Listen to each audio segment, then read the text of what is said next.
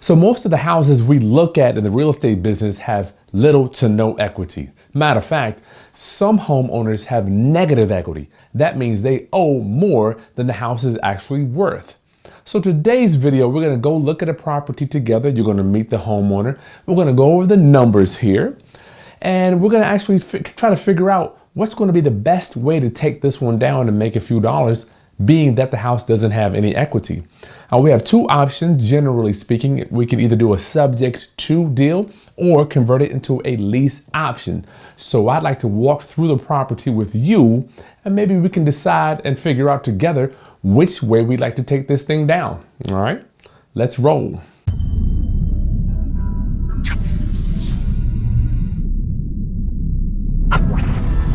Greetings, class. It's Chris Haskins with therealestateroundup.com. My mission and ministry is to raise your financial literacy through real estate investing and entrepreneurship. So today we're looking at another house, yet another deal, right? Another house. Well, what makes this one so unique is it has little to no, matter of fact, it has no equity. The young lady bought it probably close to a year ago, and she has no principal pay down. And I want to remind you and thank you so much for following our content. You never know when I'm making these videos. Right now it's 1 or 2 o'clock in the morning on a Friday night. And I do this because I love you. I sincerely want to see you win, Roundup.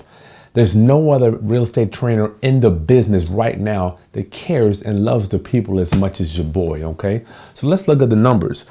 A no equity deal. How are we going to make money on this deal, right? So there are three things that we look for when dealing with no equity deals. Number one is going to be the loan balance. So the loan balance on this house here is $135,000. Now, it's worth $135,000 because she just bought it about 12 months ago.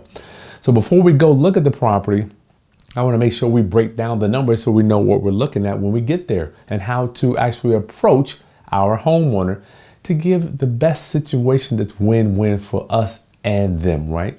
I don't want you out there. Let me remind you and preface this by saying the skills and strategies that you learn on my channel, don't be going out there to hurt ma and pa's of the world, the ma's and pa's.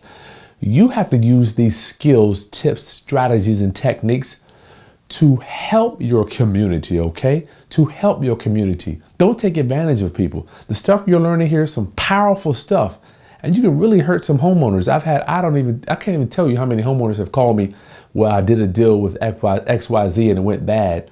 Can you help me? Right? I don't want you to do that. That's why we operate with the highest level of integrity when we're doing these deals, okay? I just had to throw that in. Man, it's more than enough deals to go around, and you don't have to screw people over with this stuff, okay? All right, loan balance 135, that's what it's worth. The second thing we have to look for when we're dealing with no equity deals is the condition of the property. So this condition here is going to be in good shape. This house is in good shape. It doesn't need any repairs from what the seller is telling me. Matter of fact, she's living in it right now with her family. So I know it's livable at least. So once you know the condition, then when you go market it, you know what to tell your tenant buyers, what repairs need to be done. So that's what we have to know there. And then number three is the monthly payment. So the monthly payment for this one is $950, and that includes principal, interest, taxes, and insurance. That's everything, a pity party, right? So there's no other payments on this. There's a first for like 125 and a second for like 22 or something like that. I rounded it up. So the rents in this area are roughly right around $1,000, $1,100. So to me, this is no cash flow, no cash flow. All right. So now that we kind of have a ballpark idea of the numbers, and you better know what these numbers are, we'll try to get them before you go to the seller's house, before you go, because you don't know if they're going to give them to you when you get there. Try to get them, right? But you cannot construct an offer until you know these numbers, at least the loan balance and the monthly payment. And the loan balance, I want to make sure you understand, that does include any back payments, any arrears, all right?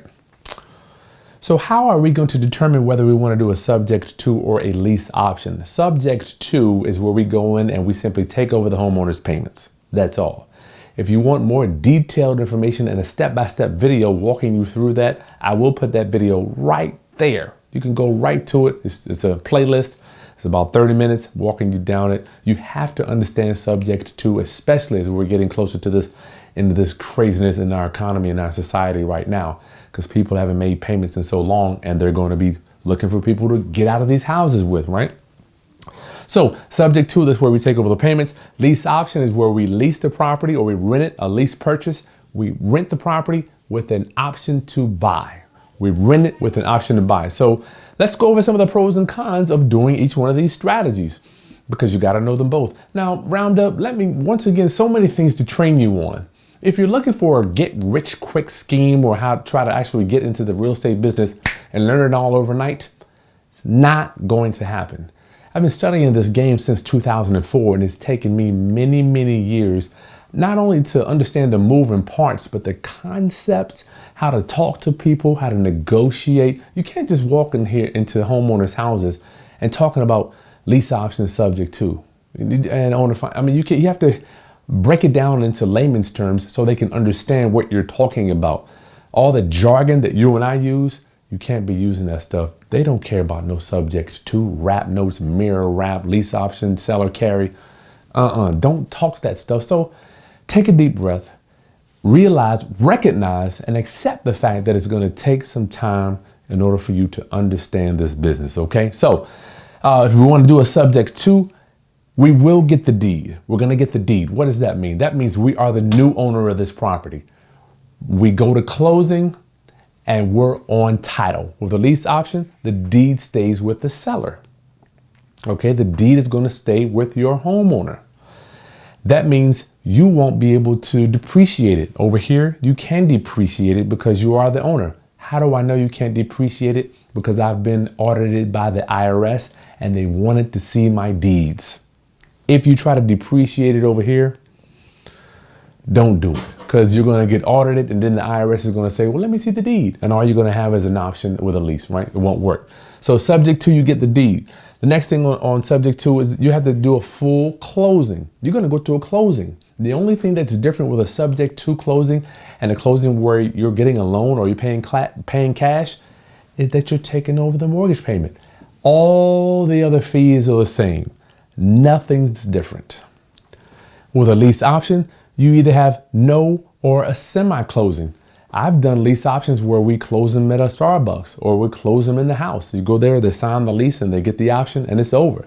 So this is going to be leading to my next bullet here. With subject to, you're going to have high closing costs. Now, depending on what state you're in, will vary on the closing costs. Here in Virginia, it's kind of high. You got taxes. You have you will have to deal with insurance. You've got recording fees, doc prep fees, closing fees with the title company, all that stuff. These fees add up. So you could easily pay $3,000 to $4,000 just on a $100,000 house buying it. And when there's no equity, that's cash out of your pocket, right?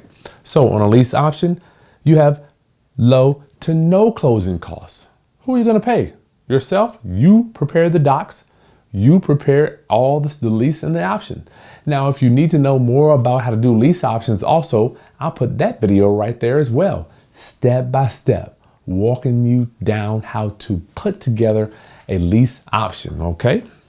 Now, the next bullet is on the subject to, you will have to deal with the insurance. Remember, when you take over someone's loan, the lender requires that the current homeowner have an active insurance policy with the lender, okay?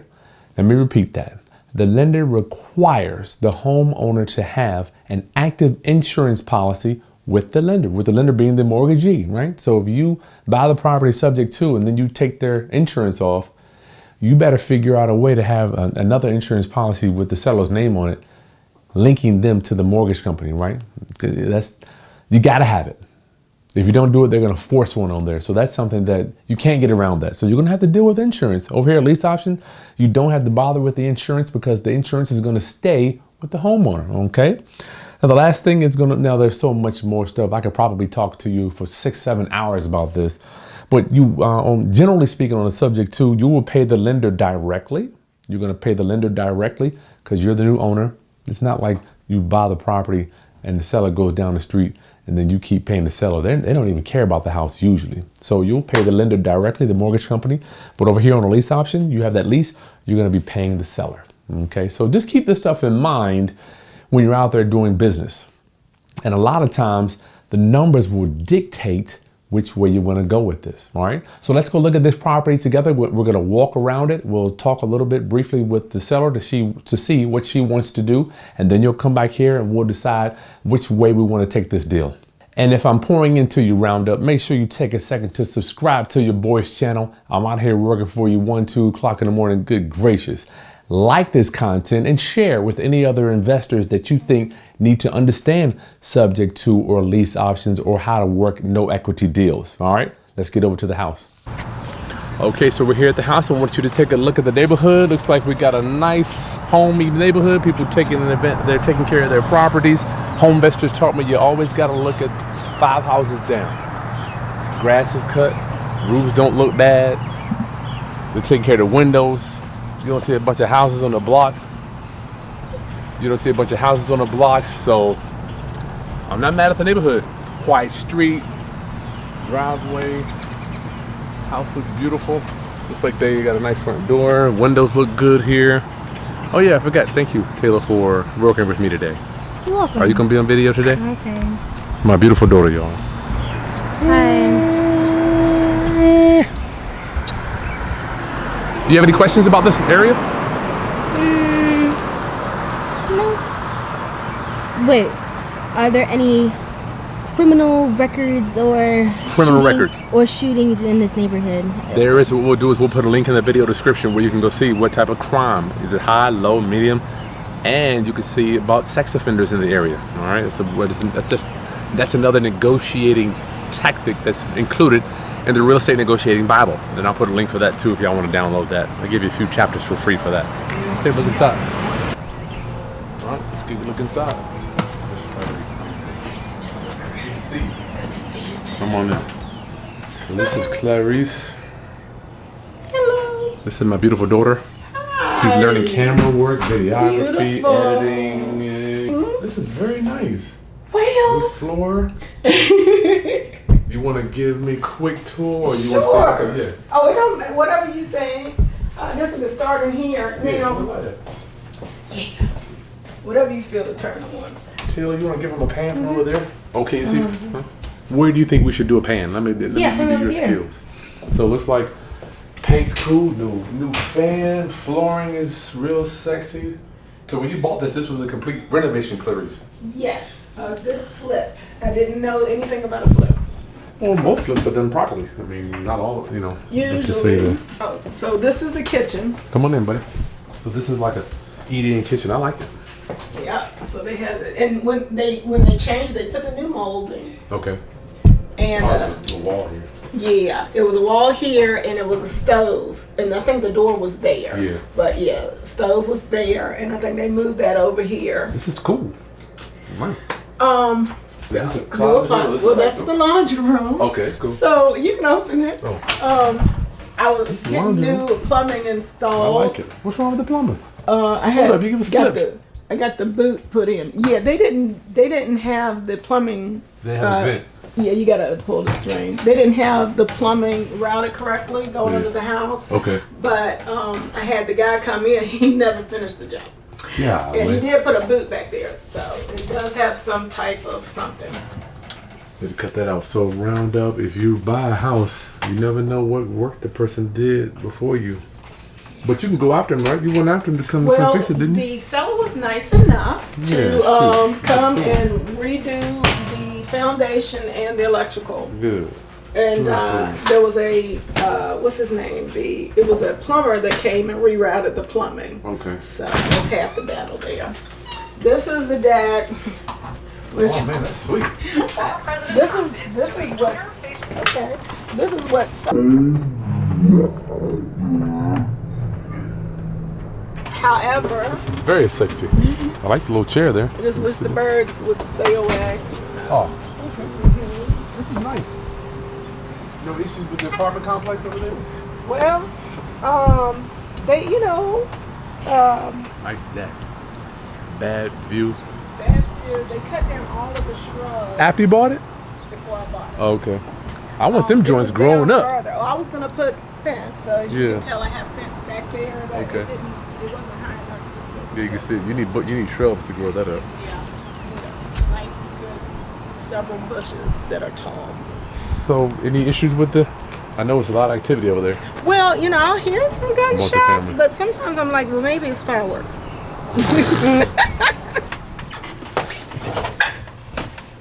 You got some nice cabinets. Yeah. Very nice. Yeah, don't open all of them. Okay. You got issues with it? The shelving has failed in some of them. Oh, okay. That's just a So- little thing you put on the side.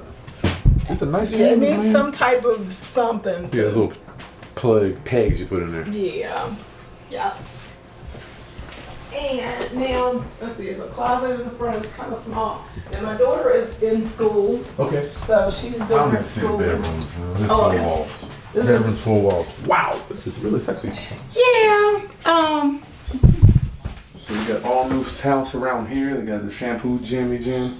Feels like it might be a little something going on here, or is it? Yeah, so they put the new subterranean under there. It does have new foundational structure under there. However, it's definitely workable for whoever wants to invest in it. But I was, like I said, I'm debating if I'll go ahead and refix it or let somebody else who buys it. All right. So, Okay. so what are we're thinking about? You owe 130. Well, a little over 135. Whatever. You don't need to do it. Okay. There's no equity, right? I'm just want to make sure we honest with everything. As far as I know, it's none. Yeah. Yeah, because So- I bought it for 134.9, Yeah. and they valued it at 135. Yeah, there's no equity. So I'm just saying what my goal was to try to see if I can get you some money. I don't want you to walk away with nothing because I'm not necessarily sure if I can cash flow it. Right. At your payment's $940 or whatever. Let's say we get $1,100. It ain't worth my time. Yeah. Right? So I'm just saying if what I'm thinking about, we're talking about doing a subject to. She already kind of understands what a subject to is, but my goal with you today was to say, are you open to options to try to get you some money? I just want to know if you're open to it. Yeah, I'm open to money. I'm always open to money. All right, cool. Yeah. So I'm thinking if I can market it and see what kind of buyer I can get, because Okay. it's not going to be a traditional buyer. It's going to be Okay. somebody that needs They need financing. something. You're going to Yeah. turn to the bank basically. Okay, so I'll be a subject to type. So kind of. Well, I don't know how we want to actually do the paperwork yet until we know what type of buyer comes in. Right? Gotcha. I want to be completely transparent. So I'm like, look, whatever down payment I get, we'll see if you like it. Okay. Because I can't make any money on the cash flow. Right. $100 right. a month is not worth. Because then doing the repairs, I would be. From what I'm understanding, and I had a real estate agent come, and he was like, you could probably get up to 13. You could probably get a lot of things, Yeah. right? We agree, right? Yeah. But will you get it, and how many months are you prepared to wait Before on I can that? get it. Yeah. And further, how long is it sustainable in this neighborhood? Because I used to get back in the day, my rents were to the max. Yeah. 6 Yeah. months. Oh, Chris, I can't afford. Right. So I mean, would this get 1,300? Maybe. Okay. Yeah. But is it sustainable? Is somebody gonna say, man, I'm living here. I don't want to keep paying $1,300. Right. I don't know. I mean, maybe they will. Yeah, I know I'm not trying to pay $1,300. So now, what as far as the difference between subject to and the lease to purchase? What's the difference between those two? All right. So sub 2, you're gonna transfer the title over to a buyer. Okay. It'll be me or whoever. Lease purchase, they get a lease and an option to buy. So what if you were in my shoes? What are some things you think? You know what? This is actually what I would do. Lease purchase. Okay. You got no repairs. You keep the title. You may get a smart. You're still getting a down payment because usually what investors will do, we'll get a down payment and we'll give the seller a portion of it. Okay. So it depends on how much comes in. Right. My biggest thing is I just want to get out of here. I got you. I will too. I really do. Okay, so you've seen the property, you've met with the seller, a sweet lady, you know, very sweet lady. I want to do right by my community so I can get a referral. The only thing I care about really in doing deals now, money secondary. I need to get a referral from them so we can stay in business, right? And yes, I want to make a few dollars. So there's no equity, right? Monthly payment kind of high. So there's no cash flow for us on this deal, right? So the only way that I can get any money on this deal is what my boy Jamel Gibbs calls a hybrid wholesale deal, right? So all I want to do is wholesale the lease option. Wholesale the lease option. So if I buy it, I'm going to get the deed. I got to go to closing. I got to deal with insurance. I'm going to pay this lender directly. I don't want that headache. I don't want that responsibility of buying this property. Now, yes, I could tie it all up and then wholesale the subject too, but still, to me, a lot cleaner way to do this would be a wholesale lease option, like a hybrid deal, Jamel calls it. You're going to tie it all up with a lease option and then sell that lease option to a new tenant buyer, okay? So we're going to work with our homeowner to find a new tenant buyer, right? I'm going to do all the work and say they have a $5,000 or $10,000 down payment. I will get a portion of that down payment and then I'll pass some of that on to the homeowner. Now, I don't know what that percentage will be. Let's say I get 10 grand. I don't know. Let's say five grand. So maybe we'll split it 2,500 each, or if I get 8 grand, we'll give her a piece of that. But once I get, the reason I want to do this is because I want the deed to stay with her. This cash flow, I'll let her keep that. I have no reason to try to go out here and create $100 cash flow with a house. There's no equity.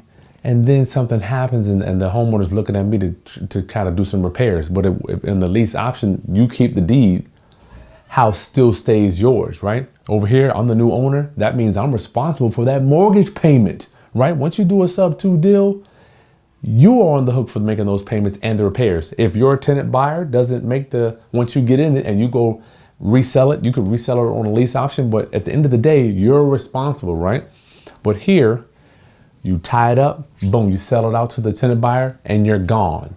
So your homeowner knows that you're not staying in the middle and the new tenant buyer is the one that's going to be taking care of the payment and the repairs, okay? Why? Once again, I'm gonna remind you, no cash flow, right? So the main thing we're looking for here is a down payment roundup. So stay tuned to the channel. I'm gonna be working this one. I'm actually gonna record some of the stuff. We've done so many of these, kind of challenging for me to record all this stuff, but I want to make sure you know exactly step by step and all the docs. If you need the docs on this stuff, just go to krishaskins.com. I'll put a link in that video description roundup. Thank you so much for hanging out with me. This is going to be what we call a lease option or wholesale lease option. I'm going to remind you one more time. I'm going to tie it up, find an end buyer, sell our lease option to that tenant buyer, and I'm gone. Collect the fee, I'm gone. I'm done with it. Your tenant buyer will pay the seller directly. They'll have the option. They can buy it in a few years and you're gone, right? There's no reason for you to stay in this deal with no equity plus no cash flow, okay? All right, there's some other videos here you can check out, roundup. I love you and I will see you on the next video. Peace.